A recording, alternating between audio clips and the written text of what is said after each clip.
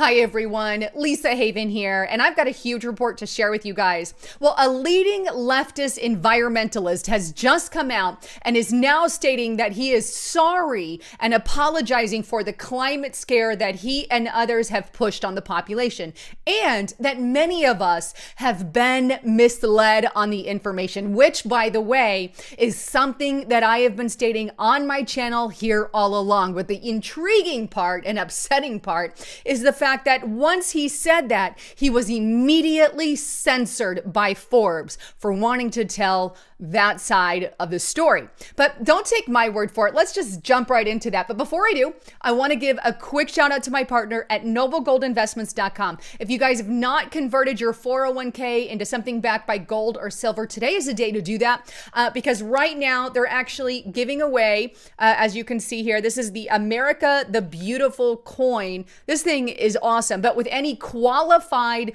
gold IRA, they're giving that away with those qualified gold IRAs. So good time to check it out. But this is a $150 value, but little cool item there. All right, so moving on.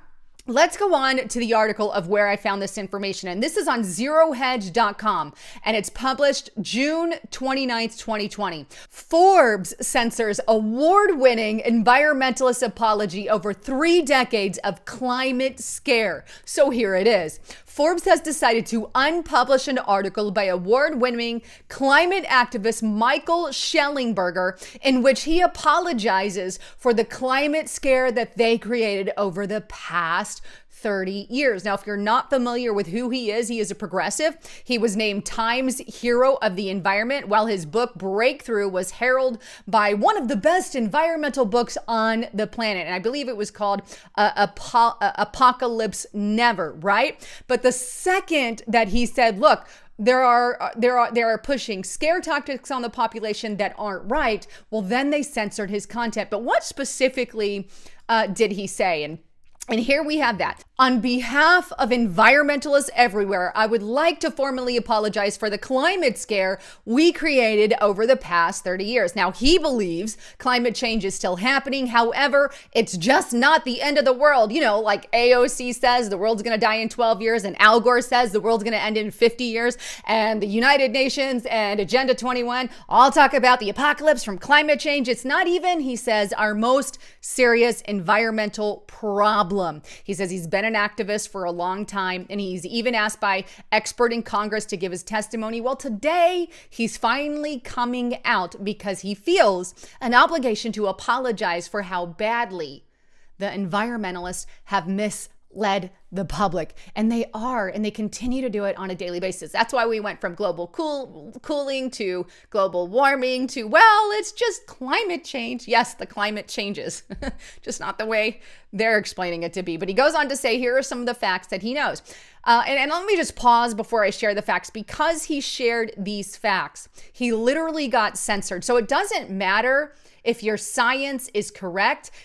You're not allowed, apparently, to have any science that says climate change isn't as bad as they say it is, or climate change isn't what they're claiming. If you do anything along that vein, it's immediately censored. And it should not be so. Science, at the very core of science, it's to have a hypothesis, create a theory, and either prove or disprove it.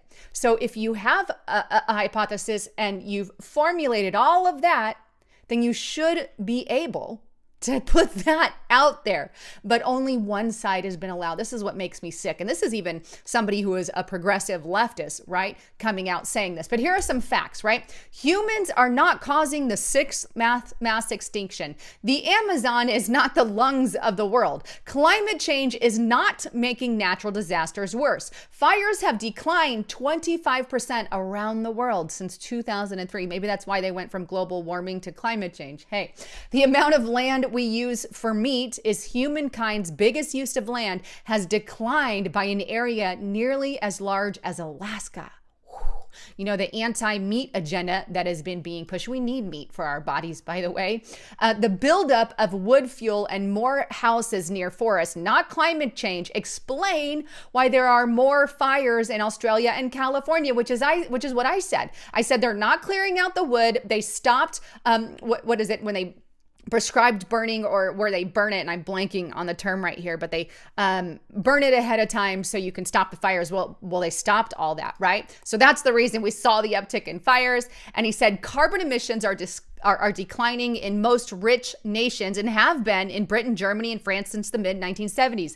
Adapting to life below sea level made Netherlands rich, not poor. We produce 25% more food than we need, and food surplus will continue to rise as the world gets hotter. That's interesting. Habitat loss and the direct killing of wild animals are bigger threats to species than climate change, which I've said, look, we have insects that we're losing, and now vertebrae that we're losing, but it's not because of this. I don't believe, I agree, it's not because of this climate change hoax. It's because of all the crap, like the Roundup and the junk that we're spitting in our skies and putting in our waters, the GMOs in our food. All this stuff messes with the animals, right? And so that's what's causing it, not whatever fear they want to push on you. He goes on, wood fuel is far worse for people than wildlife, than fossil fuels, and preventing future pandemics requires more, not less, industrial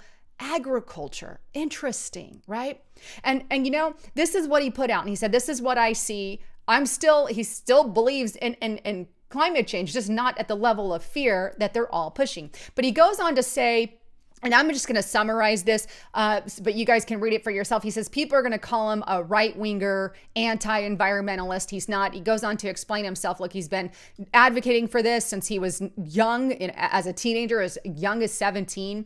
And he felt bad because year after year, he would stand up and make these statements, but he knew deep down that wasn't the full story and people aren't getting it. So eventually he got fed up enough, because people like AOC, who have been saying that the world's going to end in 12 years, and then high profile groups out of Britain, environmental groups, saying that climate change kills children. And then you have green journalists hijacking off that and saying that basically it's going to wipe out civilization. I think, and so all of this kind of piled up, and he is finally making a stand saying, look, that's called climate scare, and is really not what is going on. So he's come out and basically making that statement to show people the fear that has been pushed by that agenda. At least that's my opinion of that. But this is just interesting. The second that he does that, he immediately gets called a right-winger. He immediately gets censored,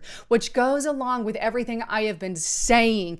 Anything that goes against the dialogue gets censored. Anything that goes against United Nations Sustainable Development Agenda 21, that global agenda. I've read this entire thing. I encourage you to do so. But this has to deal with complete depopulation. It says we're overpopulated. We need to depopulate. We need to push contraceptives, abortion, and we need to get women in the workplace. And this will decrease our amount of children we're having, which is absolutely true, because it is, right? But all of this to say, this is why they have been censoring us into oblivion. When we don't go along with their version of science, it doesn't matter if our science is true, then they immediately shut you down, which is why I created Restricted Republic. Folks, if you're not there, just try the 14-day trial. We've got 14 days free. Bare minimum, get on there, sign up, try the 14 days free, cancel before that if you want. But we've got so much information on there about so many topics, right? And we're limited here on what we can really address, right? So you need to get on over to Restricted Republic and check this out today and sign up for that. But anyhow, another report that I'm going to be putting on Restricted Republic. You want to know more information on the coin shortage and what those signs mean that you're seeing everywhere? Well, I'm posting a video today on Restricted Republic on that, so check it out. But anyhow, there is a lot of things happening in our world, and I'm glad to see, somebody on the left finally coming out and saying, hey, whoa, we've overdone this. I still believe in climate change. That's his view, right? Not mine.